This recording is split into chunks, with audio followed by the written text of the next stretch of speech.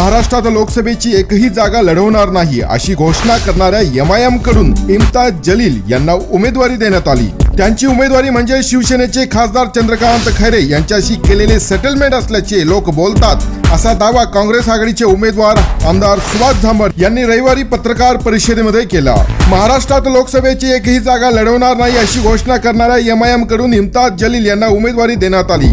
विकासाचे शून्य विजन असलेल्या सध्याच्या खासदारांनी गेल्या 20 वर्षात फक्त जातीपातीच्या नावाने राजकारण केल्याचा आरोप करून मी कुस्तीच्या आखाड्यात कुस्ती जिंकण्यासाठी उतरलो असल्याने समोर पैलवान कोण आहे याची मला पर्वा नाही, असे ते म्हणाले। काँग्रेसचे जिल्हाध्यक्ष अब्दुल सत्तार यांनी बंडखोरी करत अपक्ष निवडणूक लढवण्याची घोषणा केली होती।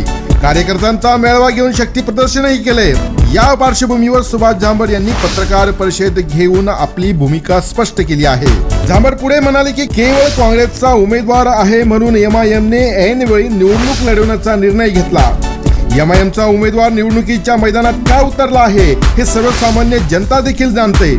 हिंदू मुस्लिम शहरात बंधुभावाने राहतात, मात्र काही जण हे वातावरण बिघडवण्याचा प्रयत्न करीत आहेत। तथापि सर्व जाती मला तितक्याच जवळच्या आहेत, अब्दुल सत्तारांनी केलेल्या बंडाविषयी त्यांनी सांगितले।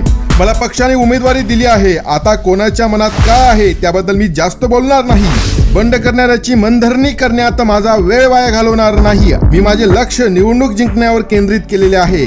अडचणी अनेक आहे, मात्र त्यावर जनताच मार्ग काढेल, असे सुभाष झांबड सांगायला विसरले नाही। असेच निवडणूक संदर्भातील महत्त्वाचे अपडेट मिळवण्यासाठी आमच्या चॅनलला सबस्क्राइब करा, तर हा व्हिडिओ जास्तीत जास्त शेअर करा व आपले व्हिडिओ बद्दलचे मत खालील कमेंट्स बॉक्स मध्ये लिहायला विसरू नका।